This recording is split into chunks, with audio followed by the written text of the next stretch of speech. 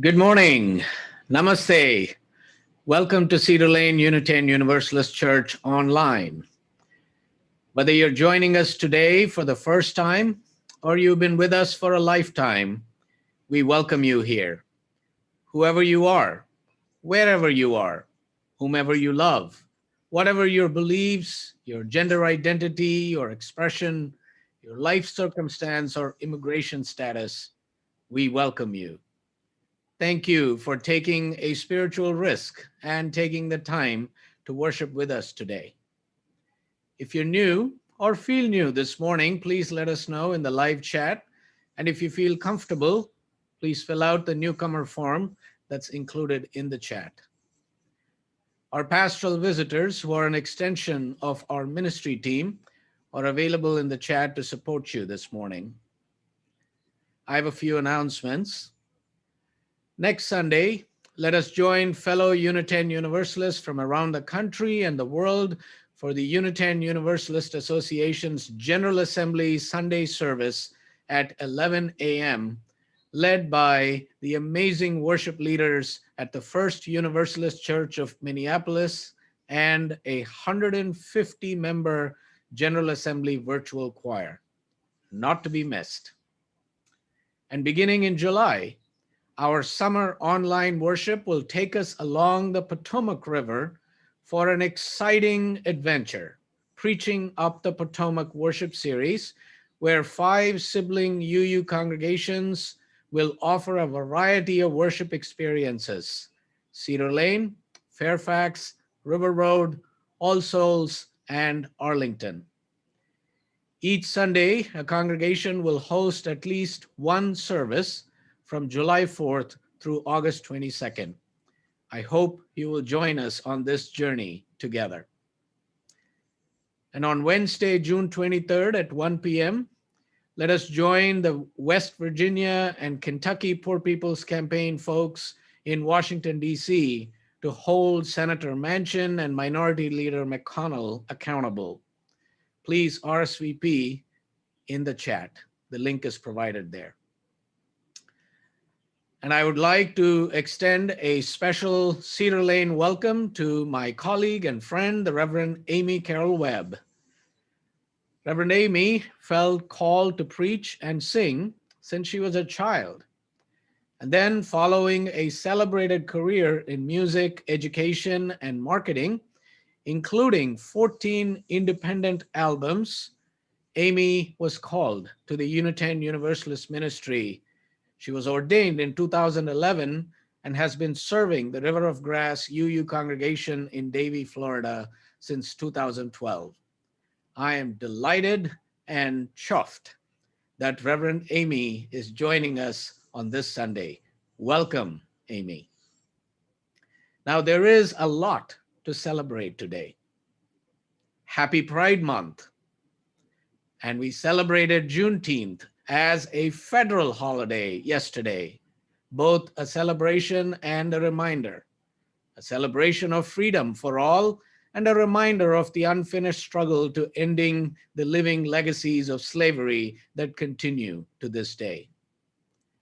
Today is World Refugee Day, a day to honor, see, and raise awareness of the plight of millions of refugees around the world and of the efforts to protect their human rights.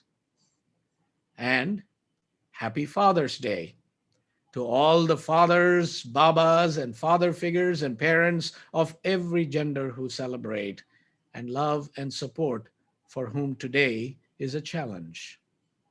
So there is a lot to celebrate today, even though we know we have our work cut out for us. So as we enter this time of remembrance and reflection, celebration and commitment, let us acknowledge that we gather as Cedar Lane Unitarian Universalist Church on the traditional lands of the Piscataway Nacotchtank Anacostia people, past and present. We honor with gratitude the land itself and the people who have protected it through the generations. We remember those who were enslaved and worked this land without choice or reward. We remember all who have gone before us, whose vision and labor helped create and sustain this, our religious community. In this spirit, we gather. In this spirit, we begin. Let us now greet and welcome each other in the chat.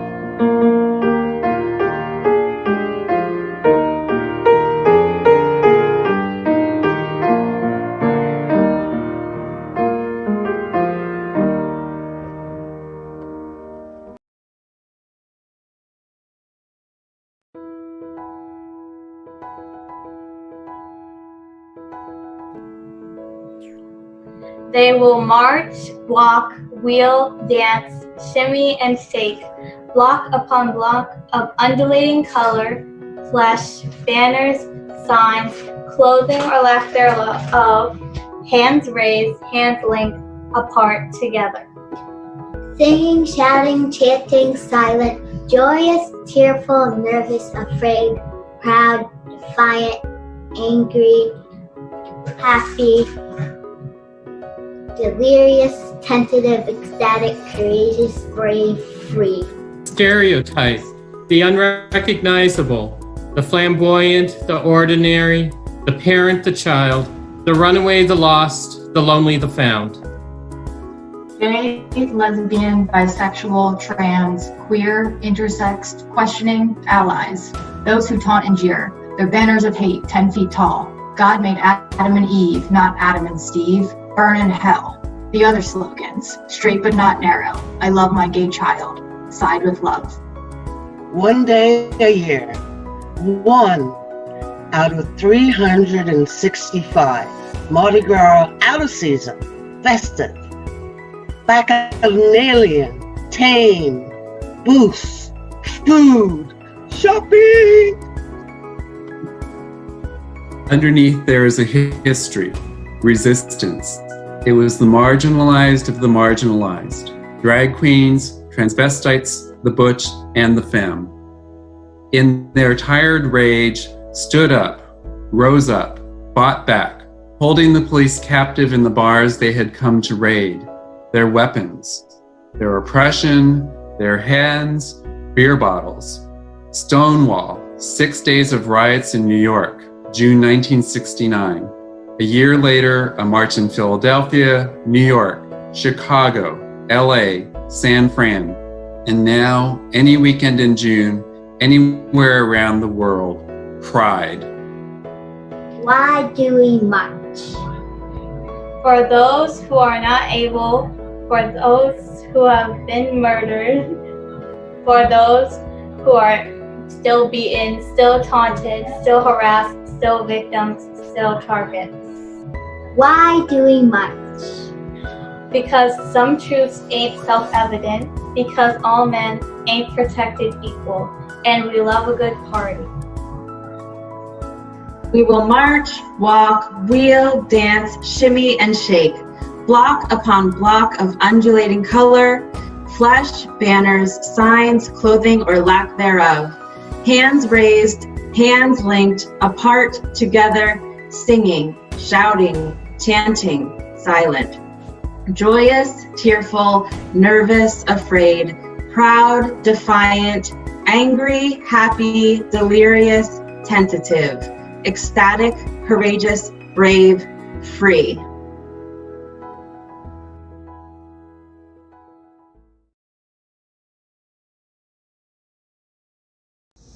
Good morning. I'm Fran Pflieger. My pronouns are she, her, and I'm your worship associate for today's service. I am lighting my chalice in Silver Spring, Maryland. Thusly. Today, our chalice lighting words are from the Reverend Amy Carol Webb. And as I read them, I invite you to share in the chat where you are lighting your chalice from.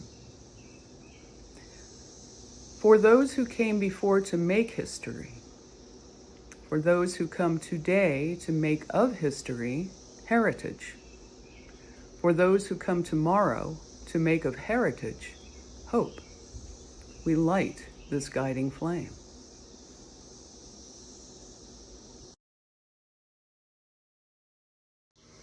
Hi everybody, happy Pride Month. It's always a good thing to remember, affirm ourselves once again, and tell our stories. So a little bit of my story. I was raised in a homophobic household in, of all places, Bethesda, Maryland in the 50s and 60s. And it wasn't until 1993, at the age of 39, that I actually came out as a lesbian. Now, in those intervening years, I was trying really hard to drink my sexuality away. And for anyone thinking of trying it, doesn't work. I really did think I could do that. And then I would live this happy life, free of any kind of hassles. Of course, there would be no intimacy, but there would be lots of safety. But here I was at the age of 39, finally marching in a gigantic gay pride parade in DC. And I had gone downtown to march a lot of times before for various causes, but never had I marched anywhere to claim my own wholeness. We were chanting many, many things that day, and one of them was, "We're here, we're queer, get used to it." And I always loved that phrase. And when I was just starting to come out, it was great. It felt like I was really kind of sticking it to people. It was like all of those who had oppressed me and everyone like me. It had such an in-your-face ring to it. And here we are, 28 years later, and I find myself repeating, "We're here, we're queer, get used to it," in my own head. And I'm directing it to me. I need to get used to my queerness again, because my identity as a lesbian is shifting, and it's starting to pinch. I want to see what it would be like to ditch the label. And this exploration can be uncomfortable at times. It's like coming out to my straight friends was really difficult when I came out as a lesbian all those years ago. And back then I worried that my friends would abandon me, and once in a while I was actually right about that. And now many of my lesbian friends, and some who are not lesbian, seem really uneasy with this when we talk about it. They want to know, well, does this mean you like men? And I said, well, the answer is I've always liked men. I like men. Some of them are my best friends. That sounds cliche, but I've never been a separatist in that way. So then they might ask, well, are you bisexual then? And the bisexual label just feels equally constrictive and literally binary. So no, that doesn't fit. So then it dawned on me that no one is actually asking me to identify myself in this way. I'm doing it. It used to be a place of safety to embody this identity and to be proud of it and to talk about it and out myself. But I now find that if I need to attach any kind of identity to myself, I'd rather it be something like, I'd like to come out as a complete human.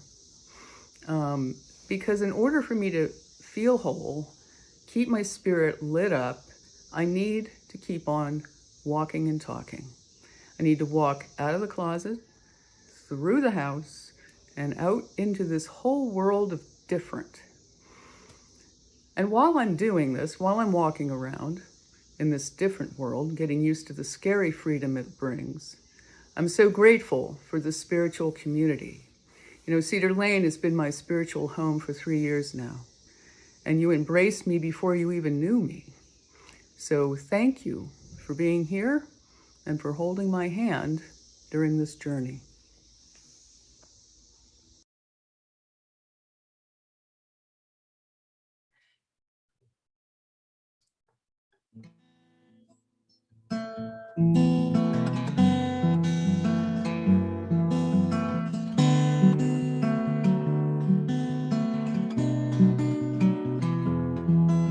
You say that you don't say the words I love you near enough, even though there are so many in your life you dearly love.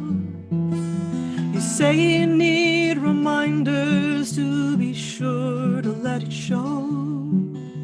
Well, let me tell you something here it seems you may not know. You leave love in your wake with every step that you take. It's what you do and what you say. You leave love in your wake. Perhaps you just don't see what others see in how you live. Like it's your natural inclination to take less than what you give. I guess it isn't clear to you how clear we see your heart, and how some of us are better just because of who you are. You leave love in your wake with every step that you take. It's what you do and what you say. You leave love in your wake. It's like the sweet new blossoms on the first sunrise of spring. It's like the little breeze that wakes the trees and makes them sing. It's like the touch of raindrops on the thirsty desert ground. It's like a prayer of comfort rising up without a sound.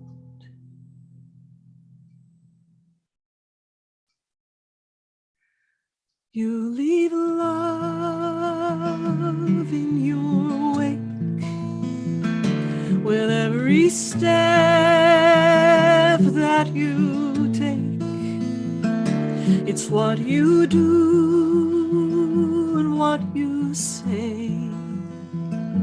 You leave love in your wake.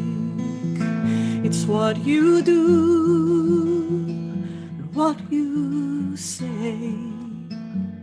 You leave love in your wake.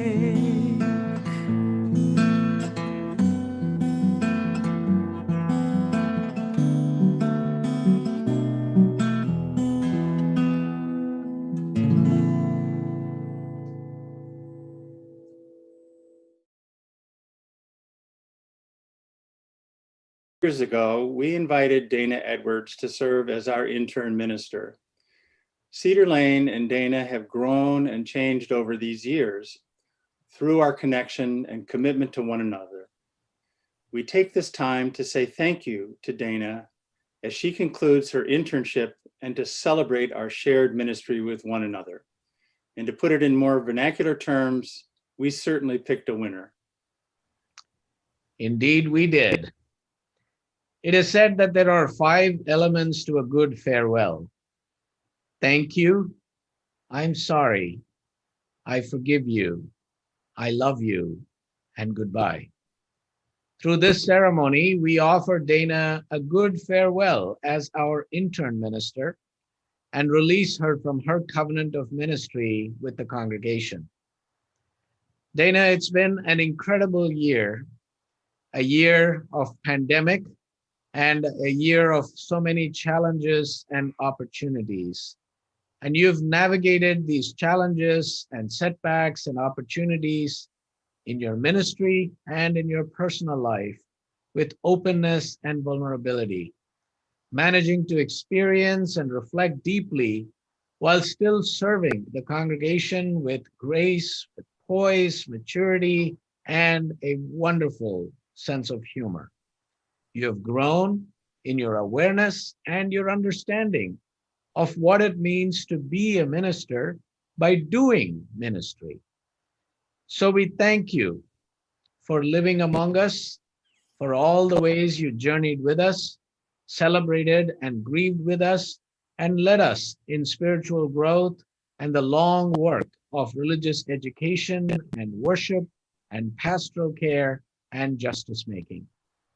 We thank you for your service, for the courage to invite us into hard questions, for your commitment to nurturing our spiritual lives, for your positive attitude, even in difficult situations, for continuing to lead even when faced with personal challenges and sorrows. We are grateful for your many gifts of time, talent, and compassion. A congregation is a covenanted community of human beings that make, break, and remake promises to one another. Our time together was marked by a global pandemic that has tested our community and our commitment to each other. There were times when we were less than our best selves. We accompanied each other on a difficult journey, which changed us all and at times required more of us than we had to give. And I am grateful to each and every one of you for accompanying me on this part of my journey. We have learned to offer each other bountiful grace and understanding. We conclude this chapter with great affection for you and for your contributions to our mission and ministry. Thank you, Dayna, for your presence among us and good memories and ministry. Dayna Edwards, we release you from your covenant of leadership as intern minister with Cedar Lane Unitarian Universalist Church.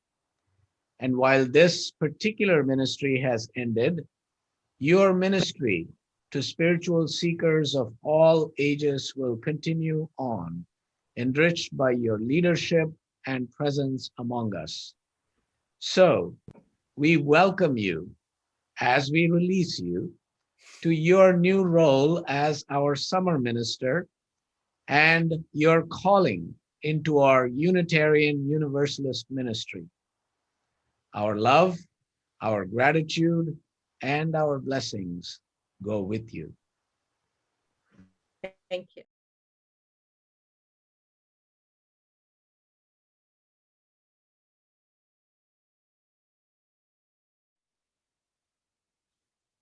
What a gift it is to enter this space, this time set aside each Sunday for generosity while we have such gratitude overflowing from our hearts for Dayna.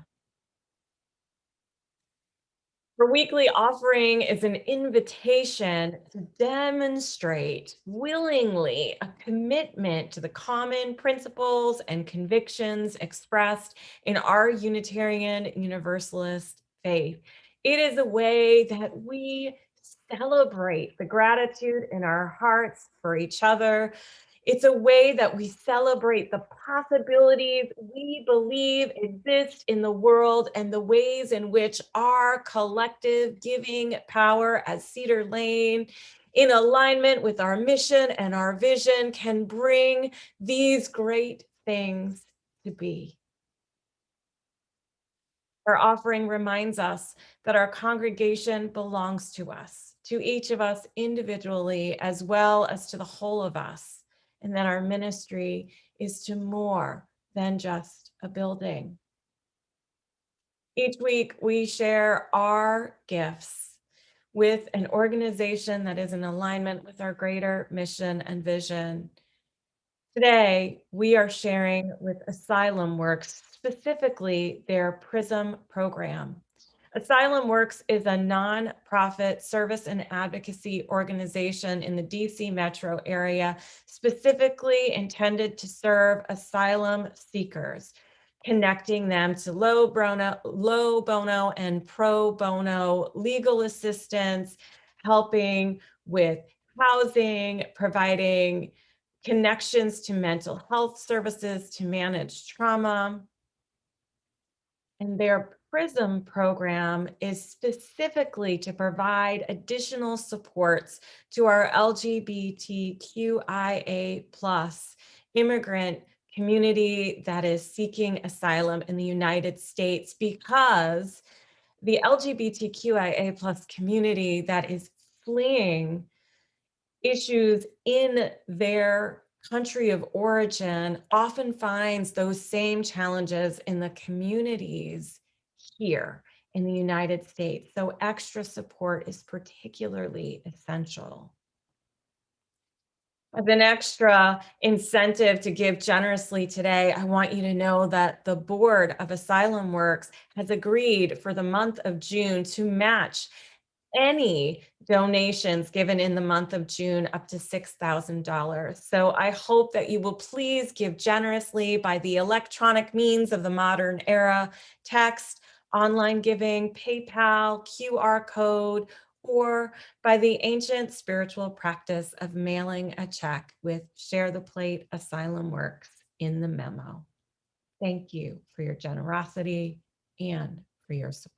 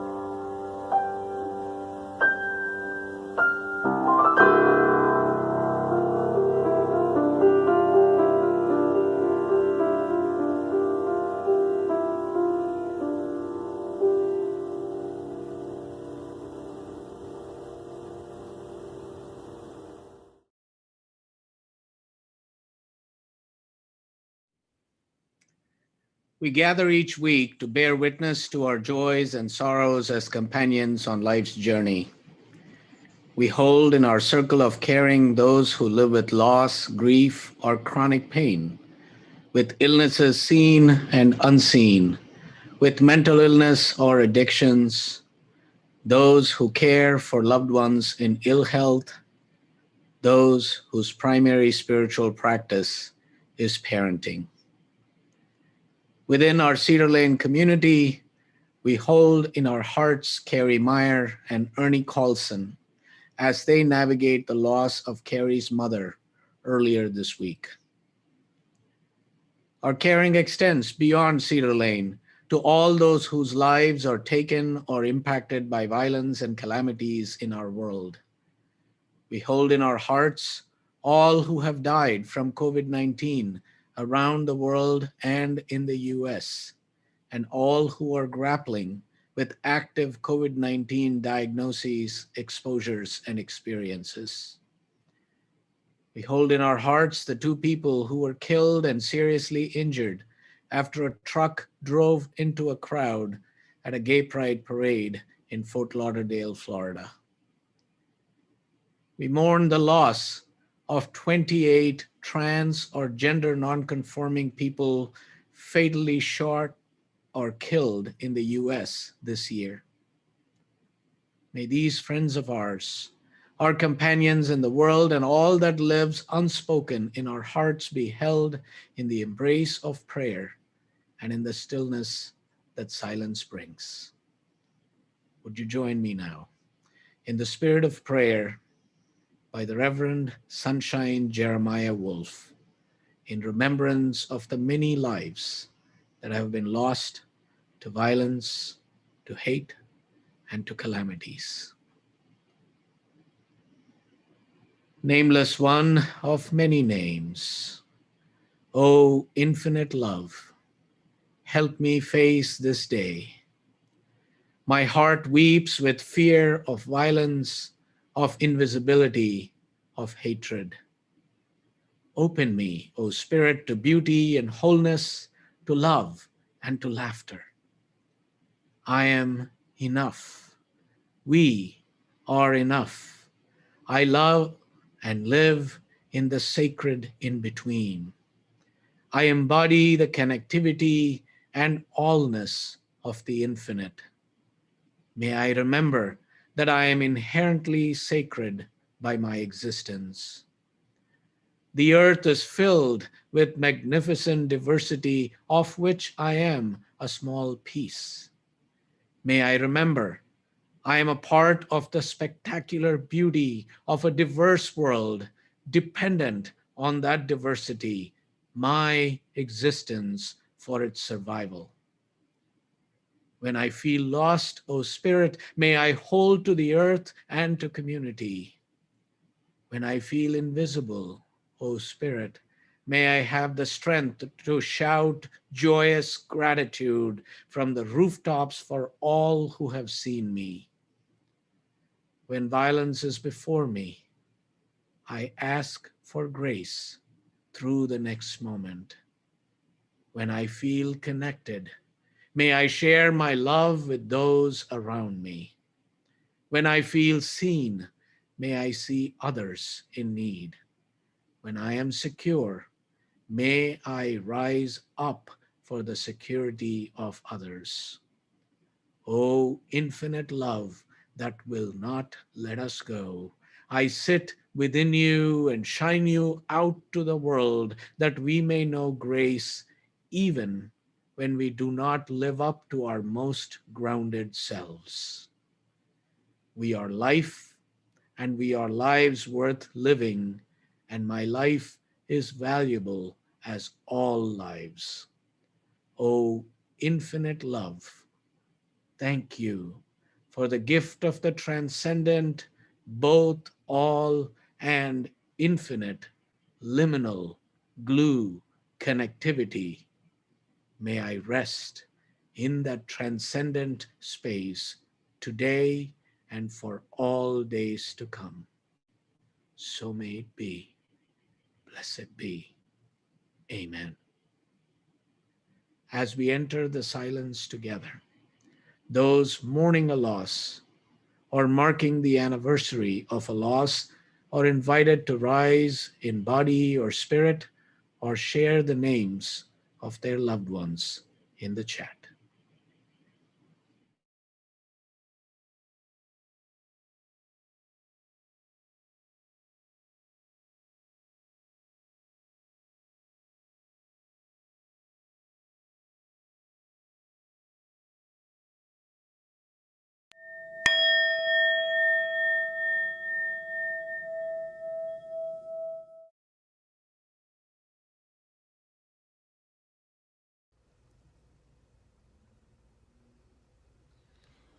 Ubi caritas et amor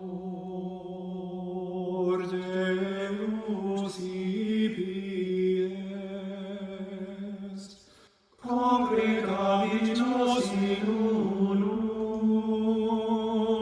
Christi amor. Ubi caritas et amor Deus ibi est, congregavit nos in unum Christi amor.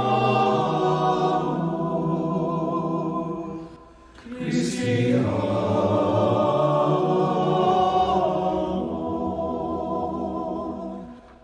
Exultemus et exultemur, timeamus et amemus Deum vivum, et expoligamus nos in cielo. Exultemus, timeamus, tiligamus nos in cielo. In cielo.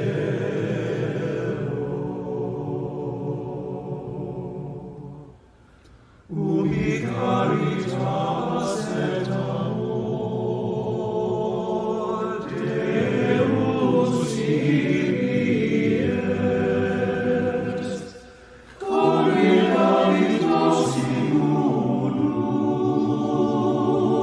Christi amor. Christi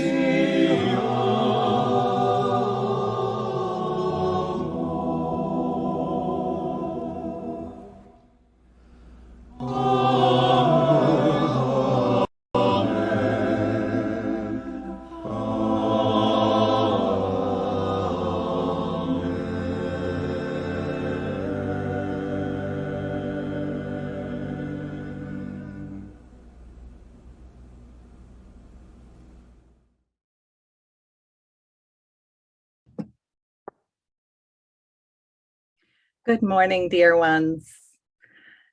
As we celebrate Pride this month, it's a wonderful opportunity for us to consider, who are we talking about when we talk about family ministry? What is a family? Who is included in that word family? And so I invite you to consider that with me with this book. Families, Families, Families by Suzanne Lang and Max Lang. Some children have lots of siblings. Some children have none. Some children have two dads. Some have one mom. Some children live with their grandparents, and some live with an aunt. Some children have many pets, and some have just a plant. Some children live with their father. Some children have two mothers. Some children are adopted, and some have stepsisters and brothers. Some children bunk with their cousins. Some have a mom and a pop. Some children's parents are married. Some children's parents are not. So no matter if you have a ma, a pa, a hog, this llama, 10 frogs and a slug, a cousin named Doug, a great grandma Betty, a great Aunt Sue, Uncle Hal, Al, and Sal, and Uncle Lou too. 1 stepsis, 3 stepbros, 2 stepmoms, and a prize-winning rose. The world's biggest grandpa, or whatever it might be. If you love each other, then you are family.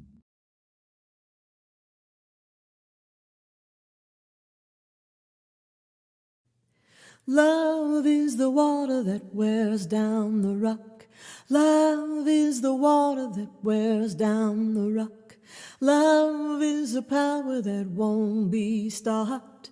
Love is the water that wears down the rock. Well, you say that your heart has been turned to stone. You say that you wanna be left alone. You say love has only made you weep and moan.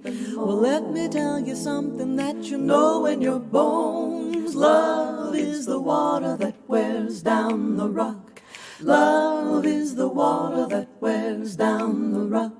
Love is a power that won't be stopped. Love is the water that wears down the rock. Well, you say that your soul is like a dry river bed. Stop waiting for the water long ago. You said you better pray all night for the rain instead. 'Cause love comes a tidal wave over your head. Come on, love is the water that wears down the rock. Love is the water that wears down the rock. Love is a power that won't be stopped. Love is the water that wears down the rock. You say that waiting for love takes too long. It dulls the sharp mind and weakens the strong. Well, you may be right, but you may be wrong. 'Cause love can make a mountain come tumbling down. Love is the water that wears down the rock. Love is the water that wears down the rock. Love is a power that won't be stopped. Love is the water that wears down the rock. I say love is the water that wears down the rock. Love is the water that wears down the rock. Love is the power that won't be stopped. Love is the water that wears down the rock.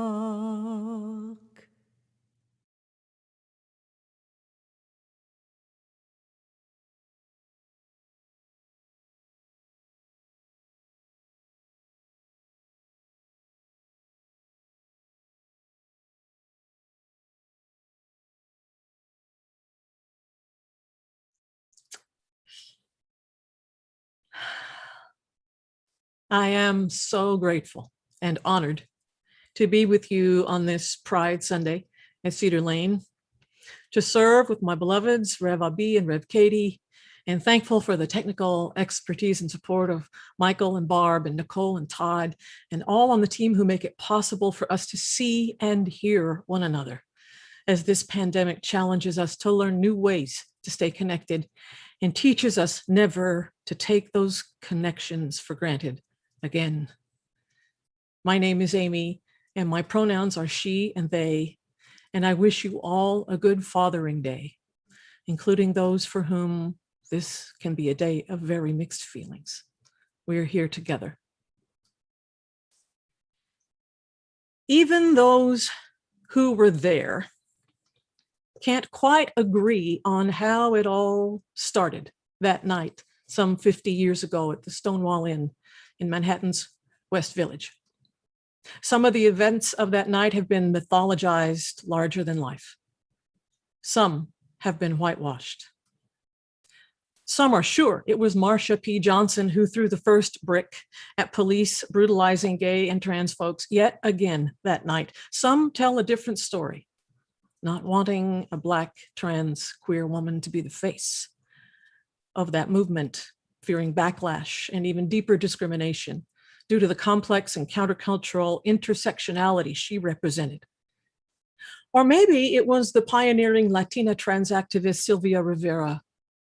Or maybe it was the lesbian stalwart activist Tammy Novak.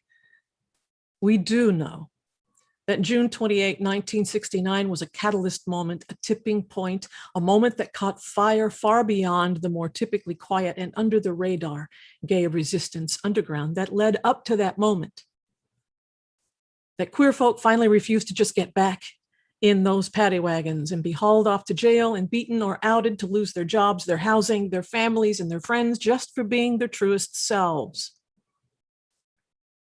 I think we do need to know the whole context of that decade, though, writes Martin Duberman in his 2019 book, Stonewall, which is widely considered to be the definitive account of Stonewall and the events that followed in those 5 days of riots, in the uprising of the Gay Liberation Front that shifted American culture profoundly and forever. See, Stonewall happened in a time that the demand for equality and opportunity and dignity and liberty for any who are not white and heteronormative and male, it was this time that that drive toward liberty was ignited. The feminist movement, the fight for Black civil rights, the anti-war movement were all afoot. Martin Luther King Jr. and Malcolm X and Bobby Kennedy had been assassinated. The times were extremely volatile. And into that upstirring demand for liberation of all kinds, Stonewall pushed a whole new grassroots gay movement out into broad daylight in a way its predecessors had never before. In a time women and African Americans and nonviolence activists were refusing to stay quiet and work to change the system from within. Funny how we're hearing that again, huh? Queer folk joined the rebellion right out in the open, risking everything to love themselves, to love the ones they choose, and to liberate themselves and everyone else in the process. Now here we are in another time of upheaval, learning anew the cost of liberation and maybe hopefully learning better how we must work at the intersections where all who seek freedom in body and soul meet. This place where each and all risk coming to, coming out, and coming home. You want me to tell you something really subversive? The second wave feminist Erica Jong asked in her 1973 book, Fear of Flying. Do you want me to tell you something really subversive? Love really is worth fighting for being brave for, risking everything for. And the trouble is, if you don't risk everything, you risk even more. Love really is worth risking everything for. So, preacher, what kind of love are we talking about here? Romantic love, friendship, agape love, love for community, for faith, for this faith, for our neighbors, for God, for ourselves, for the earth and all beings upon it? Yes, all of those things, all of them, all of those kinds of love. This is the love that is worth risking everything for. This is the love that does not die and will not let us go. This is the love that calls us through every kind of pain and chaos and the longest dreadful night of the soul toward liberty and justice for all. First, we have to come to. First, we have to wake up. We have to see things as they are and ourselves as we are. And what has this pandemic year, this year of George Floyd and insurrection and the relentless systemic gaslighting that has followed, what has all this excruciating tumult and trouble offered us, if not a pulling back of the veils of illusion from around the systems of oppression and privilege that we have been all too comfortable to live behind for far too long? Like the wisdom stories of every tradition teach us, those who would move this world in body and soul must first come to themselves and to the truth that just waits for us to dare to open our eyes and our hearts. If we would know that love worth risking everything for, we must first come to, like those queer Black trans women of Stonewall did and said no more. And then we have to come out. We have to risk being seen and being heard and being known for who we are and what we believe and what we are willing to do for who we are and what we believe. Yes, I'm talking about coming out as lesbian, gay, trans, queer, non-binary, gender, non-conforming, and all the other beautiful constellation in this fabulous universe of human sexuality and identity. But I'm also talking about many other things so many of us need to come out from. Not least, coming out as people of faith.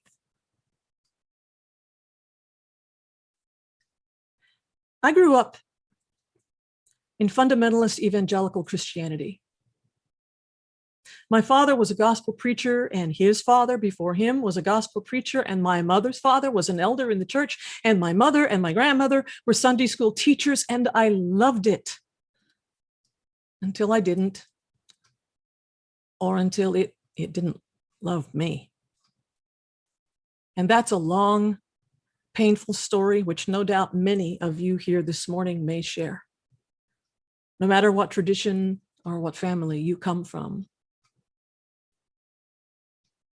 When I left the church in my early 20s, I explored many avenues of spirituality, from Judaism to Buddhism to atheism to Hinduism, and well, most every ism that there is as we search for what is real and what is right in our soul. But I never settled into any one of them, and I figured I was destined to be always a vagabond in faith, very much like I was in the world, always on the move, always a visitor, never really home.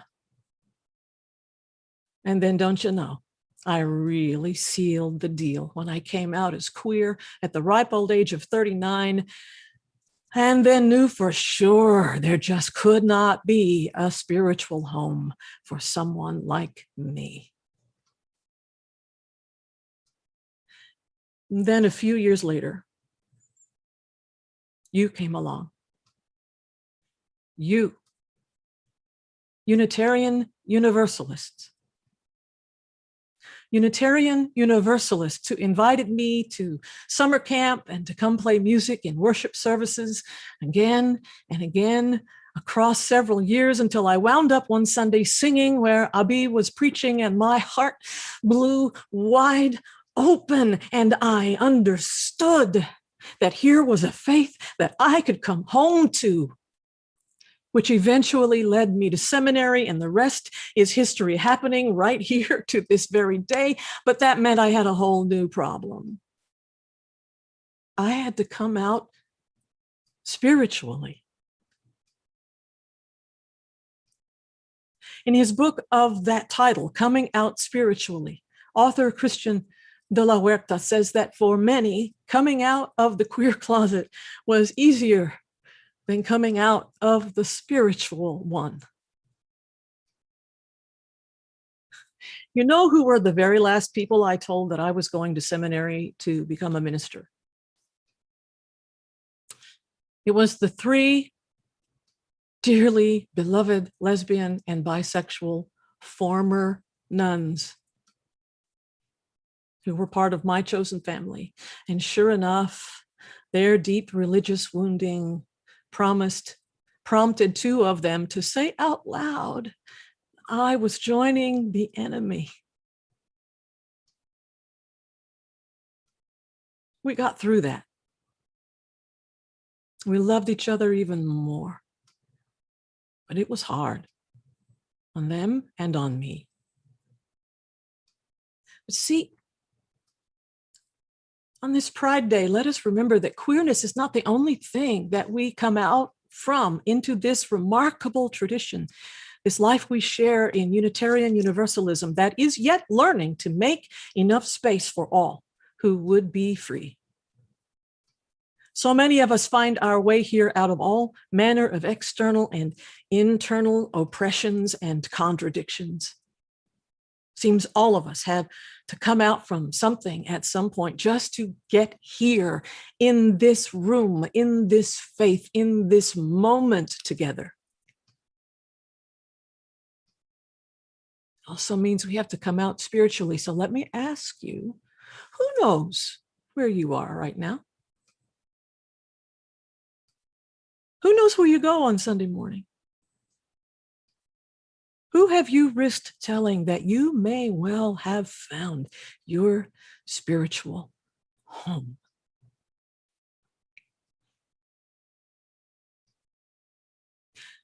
Okay, hear me clearly now.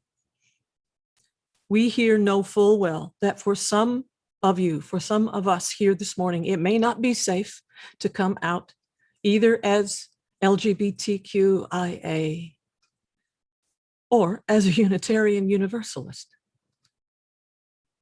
We see you, we are here for you, we honor you, we are with you, and we will not put you in danger nor ask you to put yourself in danger. We will shelter you in body and in spirit, whatever it takes. We will be your home. Because we know that just as it is a risk to come to and to come out, it is also a risk to come home. To come into a community that asks us to do and be who we are and receive others as they are, a community that requires that we learn to be more vulnerable, more honest, more willing to be changed than we have ever been. A faith that will ask us to unlearn as much as we learn, often more. Especially in this time we face a world we've never seen before. A time we just want things to get back to some kind of normal, when we absolutely cannot and must not go back to the world before, because we know too much now. We've seen the truth of who we are and how we got into this mess that we have pretended too long. It's just the way it is. We can't pretend that anymore. And I don't know about you, but the upheavals of these past few years have made me long to just go home and also wonder what and where home is, because of what we're capable of doing to one another that we have seen on big screens in our devices of all kinds. The truth is ever with us, what we're capable of doing to one another. A professor of a class I was in once asked, what most breaks your heart and what most heals it? My beloveds, this morning, I found the answer in the same place. Us. It breaks my heart what we're capable of doing to one another. But then it heals my heart to see what we're capable of doing for one another. When we dare to bring our full selves and invite others to bring their full selves into this ever-widening circle of care and make of it home. Is that circle wide enough? Oh, not even close. Will we still hurt each other? Yes, we will. But we make promises to help us get through that. Do we still have such a lot of healing to do? Oh, yes. But where we do that healing matters. And I, for one, want to do it here in this community of faith called Unitarian Universalism. After all, what are we doing here if not to risk loving ourselves and one another and this world broken open before our eyes?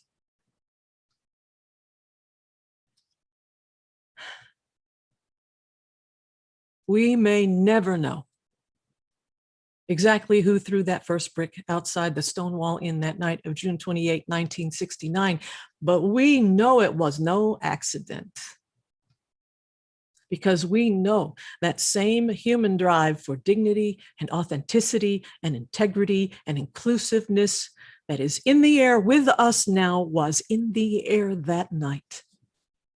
That demand for worth and dignity that forms the first of our Unitarian Universalist principles, which were themselves born in that same era when the demand for liberation rose in the audacious voices of those our systems keep pushing out to the margins. We do know that in the first half of this very year, more anti-LGBTQIA laws have been passed in these United States than in the last 10 years combined.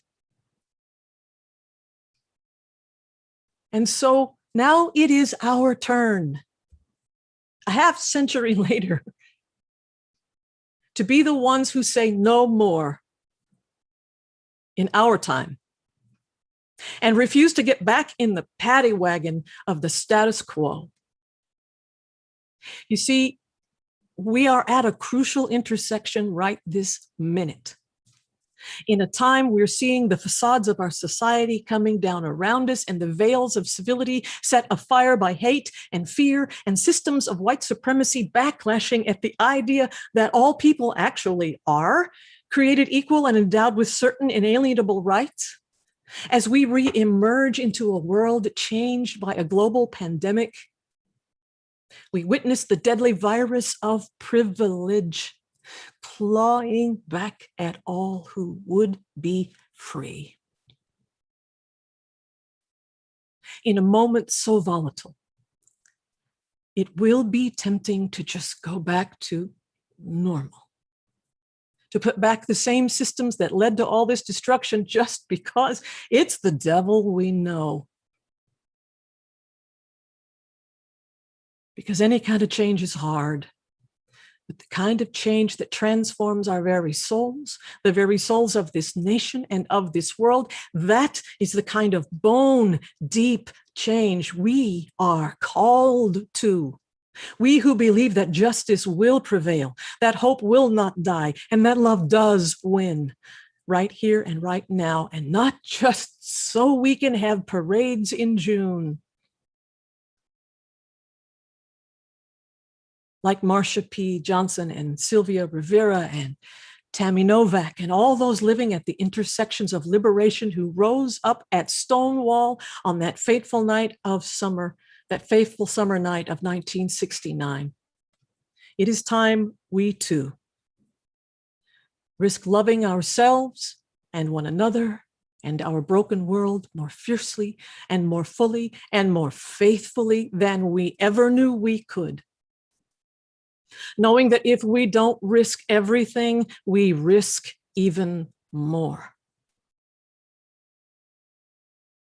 So on this Pride Sunday of 2021, it is time that we too come out, and come home.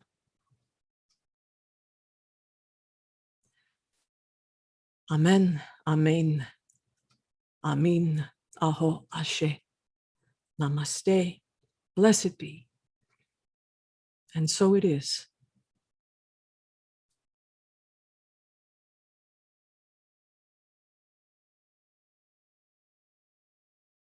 Olam chesed yibonei, la da dai, la da dai dai, la da dai dai. Olam chesed yibonei, la da dai, la da dai dai, la da dai dai.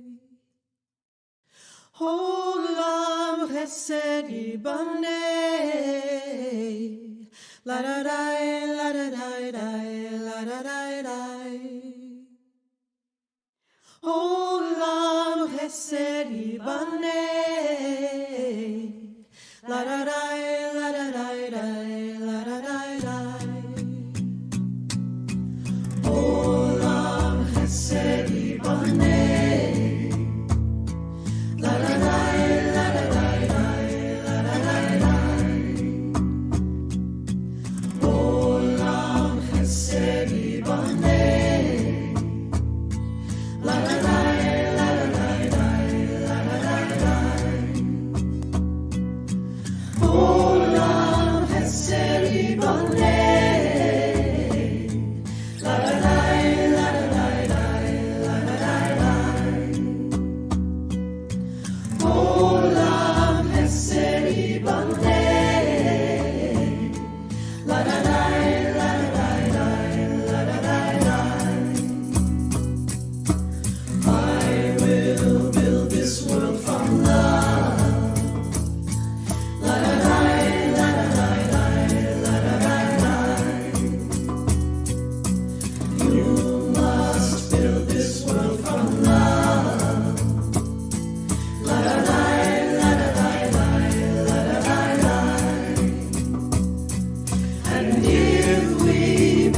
this world from love. La la la la la la la la la. Let God will build this world from love. La la la la la la la la la. I will build this world from love. La la la la la la la la. You must build this world from love. La la la la la la la la. And if we build this world from love, la la la la la la la. Then God will build this world from love. La la la la la la la. Olam Hesed Yiboneh.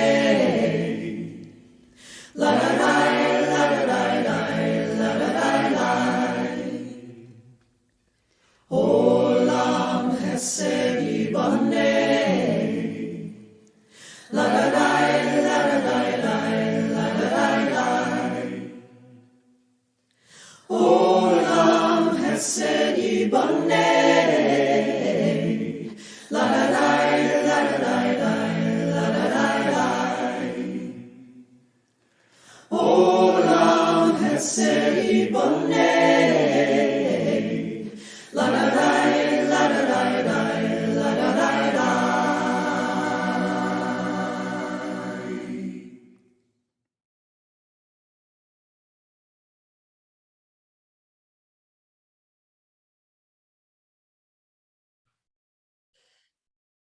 As we depart this time together, let us hold before our eyes the vision of a world transformed and dare to transform ourselves to make it so. Until we meet again in this place or another, shine on.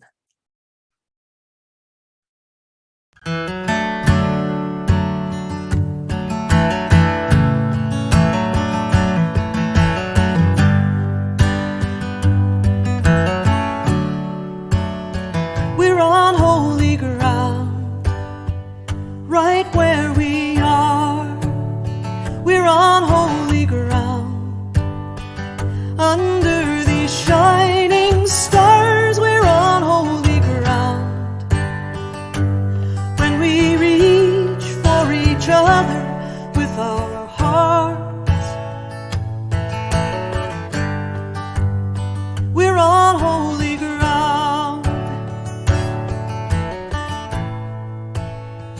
If life is a journey between birth and death, then every step we take matters with every breath. And each path we follow leads us somewhere or to someone to walk beside. We're on holy ground, right where we are. We're on holy ground, under these shining stars. We're on holy ground, when we reach for each other with our hearts. We're on holy ground. If we are all pilgrims between here and there, then everyone we meet matters each day we share. And no one's a stranger, just a brother or a sister we didn't know. We're on holy ground, right where we are. We're on holy ground, under these shining stars. We're on holy ground, when we reach for each other with our hearts.